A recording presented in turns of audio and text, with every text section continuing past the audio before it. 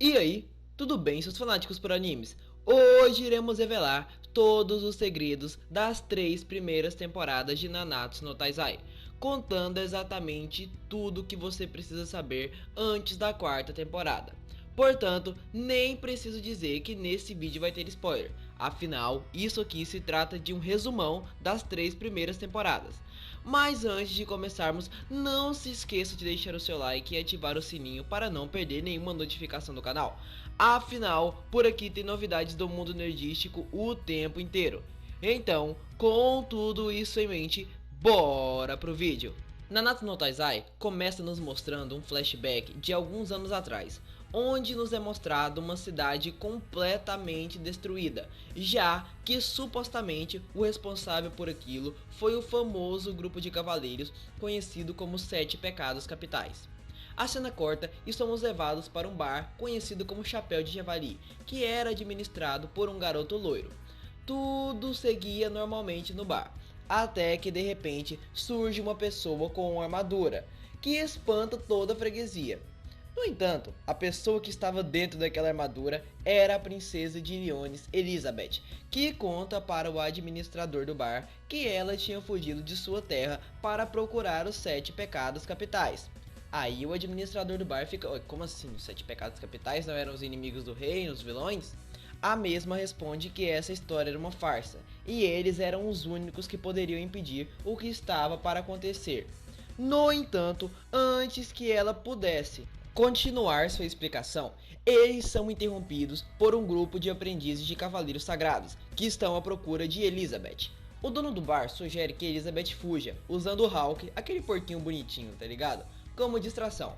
Porém, logo a mesma é alcançada e quando está para ser morta, algo surpreendente acontece. O dono do bar se revela como o pecado da ira do dragão Meliodas. Então, o mesmo se livra dos aprendizes de cavaleiros sagrados e parte com Elizabeth atrás dos outros pecados. E, pessoal, a cena que ele se revela o pecado da ira é emocionante. Meliodas e Elizabeth começam a ouvir rumores de que havia uma criatura em um lugar chamado Floresta dos Sonhos Brancos, sendo que quando nosso grupo de protagonistas aparece por lá, eles descobrem que a criatura que habitava aquela floresta era Diane, o pecado da inveja da serpente. No entanto, o reencontro deles logo é interrompido por Gil Thunder, aquele cavaleiro sagrado com cabelo meio rosinha, tá ligado? Que fere gravemente Meliodas, mas no final é vencido pelos pecados. E pessoal, ele fere muito, eu não vou muito entrar nesse detalhe para o vídeo não se estender ainda mais.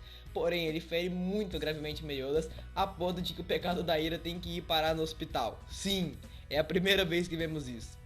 E a única que vamos ver em toda a obra. Os boatos começam a se espalhar até que Ban, o pecado da ganância, decide retornar para o grupo. E logo em seguida o King também volta. Naquele momento, os pecados decidem ir atrás do tesouro sagrado de Diane, o martelo Gideon, mas para isso eles teriam que vencer um festival de lutas, que é interrompido por um terrível ataque de cavaleiros sagrados, que, pessoal, ocasiona em alguma das lutas mais épicas de todas as 3 temporadas de Nanatsu no Taizai, como por exemplo Meliodas vs Hellbrand. Mas voltando para o tema do vídeo, os cavaleiros derrotam os pecados e roubam uma das peças do caixão da escuridão eterna, um selo criado pelo clã das deusas para aprisionar o clã dos demônios, e quase sequestram Elizabeth, sendo que isso só não acontece porque Diane recupera seu tesouro sagrado e causa um estrago gigantesco no local da batalha. Após a batalha contra os Cavaleiros Sagrados, os pecados começam a ouvir boatos sobre o monstro com armadura, que os pecados logo suspeitam que é Gunther, o pecado da luxúria da cabra.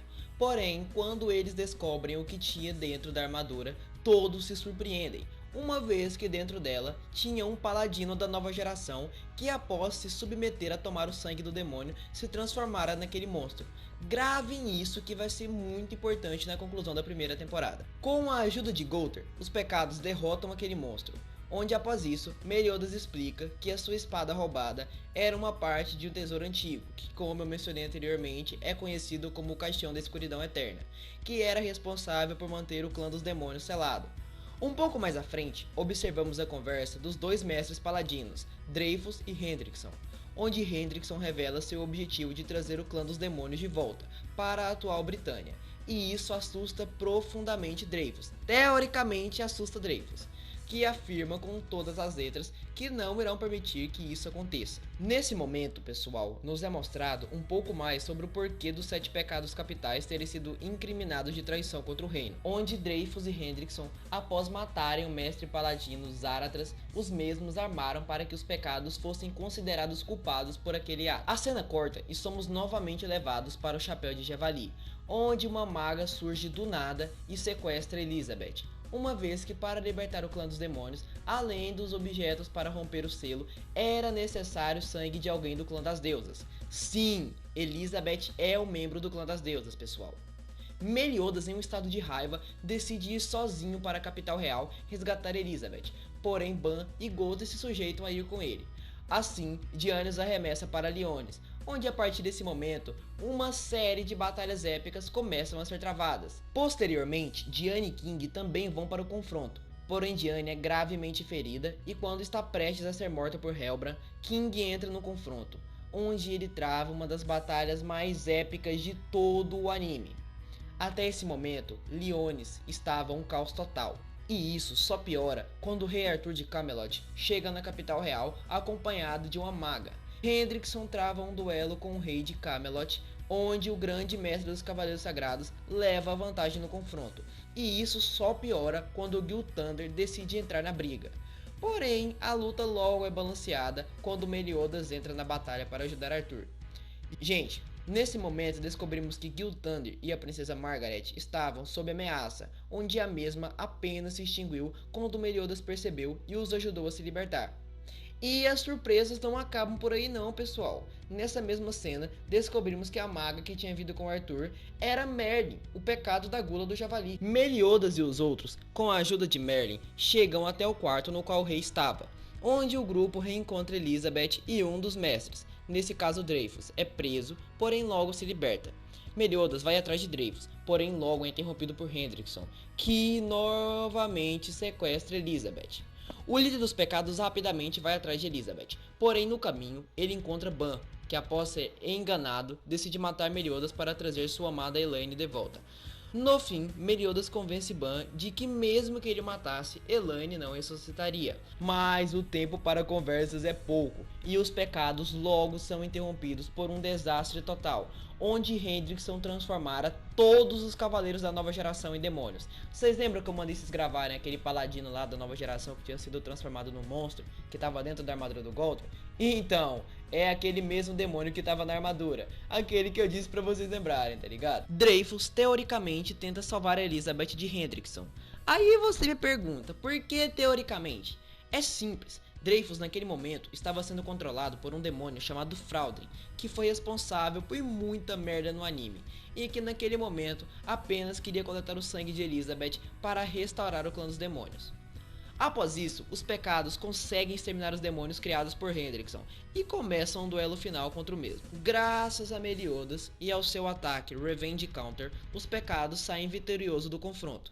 No entanto, antes que a primeira temporada se encerre, Merlin alerta Meliodas que um certo demônio estava fugindo da capital real e que um enorme pico de energia havia surgido em uma região próxima a Camelot, criando um gancho para a segunda temporada de Nanatsu, intitulado Nanatsu no Taizai, o renascimento dos 10 mandamentos, o qual iremos falar agora.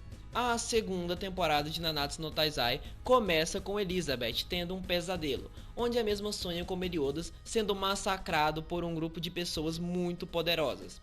Na mesma cena, vemos Hendrickson, que através de um ritual traz seres muito poderosos conhecido como 10 Mandamentos, que por sua vez era um grupo de elite do clã dos demônios. Vocês lembram que eu falei que o Dreyfus estava sendo controlado por um demônio? Esse demônio era Frauden, que também é um dos 10 Mandamentos. Eu já estava me esquecendo disso, mas cabe lembrar também que durante toda a primeira temporada, Hendrickson estava sendo controlado por um demônio, por isso ele estava tão maligno, tá ligado? No entanto, os pecados percebem a presença dos mandamentos e decidem ir até Camelot e ver o que estava acontecendo. Porém, vão desfalcados, uma vez que Ban e King saem temporariamente do grupo para irem até a Floresta do Rei das Fadas, onde Ban queria reviver Elaine e King conferiu como estava a floresta. Os pecados, logo ao chegarem em Camelot, são surpreendidos por um dos 10 mandamentos, Gallant, o mandamento da verdade, que destrói todos os pecados presentes incluindo Meliodas na sua forma demoníaca, Merlin e Diane, além de lançar pelos ares todo o exército de Camelot, sendo que ele só não matou todos os pecados ali porque Gunther aparece no último minuto e modifica as memórias de Galland. Porém, após essa derrota monstruosa, Meliodas e os outros notaram que com seu poder atual, eles não teriam chance nenhuma de derrotar os 10 mandamentos. O capitão dos pecados capitais decide ir até a terra dos druidas para recuperar o seu poder que havia sido roubado por Merlin. Porém, o inesperado acontece e Gunther havia modificado as memórias de Diane, onde a mesma, por estar confusa, acaba por fugir dos outros pecados. O único, porém, é que ela foge para a direção em que estavam os 10 mandamentos. Então, Meliodas e os outros pecados vão em busca de Diane, porém, a mesma é salva na verdade por Matrona, uma antiga amiga de Diane e companheira de guerra. Ah, só pra lembrar, o King fica putinho com Gunther porque ele apagou as memórias da amada dele, né? Enfim, só vocês assistirem que vocês vão saber. Após tudo isso, os pecados vão para a cidade dos druidas, onde para Meliodas recuperar o seu poder, ele teria que superar a morte de Lys e controlar os seus sentimentos para que a raiva não tomasse conta dele novamente. Depois dele superar a morte de Lys, os druidas devolvem o poder de Meliodas, e com isso ele tem um dos maiores power-up de toda a obra. Ele pede para que Merlin o envie até a presença dos 10 mandamentos, onde chegando lá, ele limpa a cara de Galland no chão e ameaça o restante dos mandamentos. O loirinho tava confiante naquele momento. O restante do grupo fica surpreso com o poder de Meliodas, que naquele momento era superior aos 30 mil. Porém, mesmo com todo o seu poder, o pecado afirma que ele não era o mais poderoso do grupo, mas que esse título pertencia a Escanor, o pecado do orgulho do leão. Então, eles decidem ir atrás dele. Um dos mandamentos usa um tipo de magia, o qual revive todas as pessoas que haviam morrido com algum tipo de ressentimento. E entre um desses mortos-vivos estava Elaine, que, como eu disse lá na parte do resumo da primeira temporada, era a pessoa pela qual Ban era apaixonado. No entanto, os pecados não têm muito tempo para apresentação não, já que Galland e Meracilla aparecem e começam a lutar contra Ban. Onde nesse duelo o inesperado acontece e o Ban esculacha o Galland. Porém, Meracilla o surpreende, já que apenas não devora sua alma por uma questão de sorte. Após isso, Ban foge junto com Jericó e Elaine, indo parar em um misterioso bar chamado de Minha Doce Gula. Mas isso não é tudo. Nessa mesma cena, descobrimos que o dono desse bar era Escanor, o último pecado que nos faltava ser revelado. Ao amanhecer, os mandamentos chegam até o bar, porém, logo eles são surpreendidos por Escanor, que por conta da luz do sol estava muito forte, onde ele humilha Galland a ponto de que ele é petrificado pelo seu próprio mandamento, e logo em seguida torrou Meracilla até quase não sobrar nada, literalmente, pessoal. Aí a gente percebe como o bichão é forte. A cena corta e os outros dois mandamentos, Dollar e Gloxinia, decidem organizar um torneio onde supostamente o vencedor teria qualquer um de seus desejos realizados. Então, os pecados decidem participar desse torneio, onde vemos muitas cenas marcantes, como por exemplo o reencontro de Ban e Meliodas e a batalha do Meliodas contra os 10 mandamentos. Porém, infelizmente nessa batalha, o pecado da ira Meliodas acaba por ser massacrado e morto pelos 10 mandamentos. A partir da morte de Meliodas, os mandamentos começam a missão para dominar Liones, e a gente vê muitas batalhas épicas, como por exemplo Escanor versus Starouça. E nessa luta a gente viu tudo que o pecado do orgulho pode fazer, uma vez que ele destruiu Starouça e mandou os Eldred de brinde também. Observamos Elizabeth, que reencontra Zaratras, o pai do Gilthunder que o Hendrix e o Dreyfus mataram lá na primeira temporada, vocês lembram?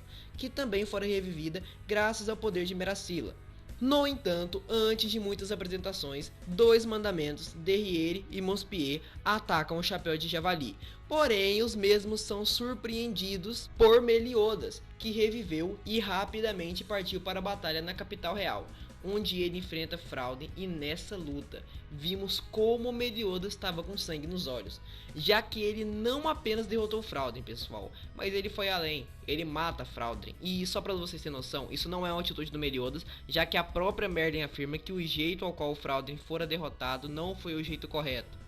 Ele não deveria ter sido morto daquela forma. Após isso, os pecados se organizam para ir atrás dos demônios e dos outros mandamentos que sobraram que ainda estavam atormentando as pessoas. E isso dá gancho para a terceira temporada de Nanatsu. A terceira temporada de Nanatsu no Taizai começa com King e Diane, que estavam na floresta do Rei das Fadas e de repente são sequestrados pelos mandamentos Dolor e Gloxinia, onde eles são levados para o passado para passarem por uma espécie de teste, onde, dependendo do resultado dos pecados, Dolor e Gloxinia iriam abdicar dos 10 mandamentos. Nessa etapa do anime, descobrimos um pouco mais sobre o passado de Meliodas e Elizabeth. Após King e Diane concluírem esse teste, eles ganham um boost de poder incrível, onde em seguida os mesmos retornam para os 7 pecados capitais. E também observamos um pouco sobre o passado do Gunther, pessoal, com a filha... Peraí, deixa eu ver se eu me lembro direito, né? Porque eu vi tem muito tempo também. Acho que era com a filha do rei de Lyones atual. Era a filha do pai da Elizabeth, teoricamente pai da Elizabeth. E pessoal, o passado do Gunther é até emocionante, sabe? Eu pensei, eu não dava nada na época, mas é até emocionante. Os pecados decidem ir até Camelot, uma vez que, segundo alguns rumores, os mandamentos restantes estavam lá. No entanto, eles são surpreendidos com o feitiço de Meracila, que aprisiona o pecado da ira Meliodas, e que para o mesmo se libertar, ele tem que abrir mão dos seus sentimentos. Eu vou explicar aqui agora por que ele fez isso. Pessoal, a Elizabeth e o Meliodas eles têm uma maldição colocadas pelo Rei dos Demônios e pela Suprema Divindade, onde, quando a Elizabeth lembrar das suas memórias de suas vidas passadas, ela irá morrer depois de 3 dias, por conta de que ela e Meliodas traíram o clã dos demônios e das deusas e meio que se uniram, sabe? Porque os dois são meio que apaixonados um pelo outro, tá ligado? Então, a maldição dela foi ativada e o Meliodas não tinha tempo para ficar preso dentro daquele casulo da Meracila. Aí eles, desesperado, completamente levado pela raiva, decide abdicar de todos os seus sentimentos. Mas, voltando para a cena em questão, após Meliodas abdicar de seus sentimentos, ele fica muito poderoso, pessoal, muito poderoso mesmo. No entanto, ele não se lembrava de nenhum de seus companheiros. Então, Escanor entra em cena, travando o que poderia ser uma das lutas mais épicas de todo o Nanatsu, porém que fora arruinada por conta de uma má animação. Infelizmente, a batalha do Meliodas contra o Escanor poderia ter sido a batalha mais foda de todos os animes, não só de Nanatsu. Mas deixando isso de lado, Escanor sai vitorioso do confronto, porém ele também estava muito ferido, o que o torna inútil quando Chandler invade o chapéu de javali e limpa o chão com os outros pecados restantes. Após esse confronto terminar, Chandler, Meliodas e Elizabeth vão para onde estavam os outros mandamentos. No entanto, o objetivo de Meliodas era simplesmente se tornar o novo rei dos demônios para quebrar a maldição que fora colocada nele e na Elizabeth.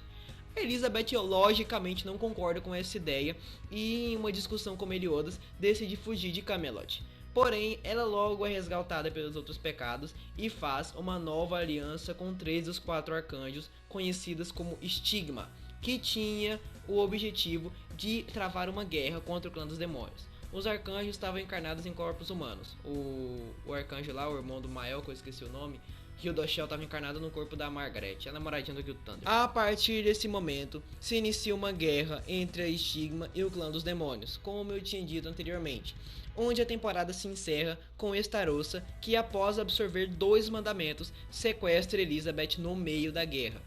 E agora, eu já vou dar uma dica aqui pra vocês. Quando fosse iniciar a 4ª temporada, vocês vão entender um pouco mais sobre Estarossa e o que o Estarossa é na realidade. Só falo isso. Enfim, pessoal, esse foi um resumo das 3 primeiras temporadas de Nanatsu, onde resumi brevemente todo o conteúdo trabalhado no anime até o momento. Só pra lembrar, a 4ª temporada de Nanatsu estreia nessa quarta, dia 6. Portanto, para conferir todas as novidades da nova temporada desse anime incrível, não se esqueça de deixar o seu like e se inscrever no canal se é a sua primeira vez por aqui, já que isso ajuda muito no engajamento do vídeo e no compartilhamento do canal. Obrigado por assistirem o vídeo até aqui e fui!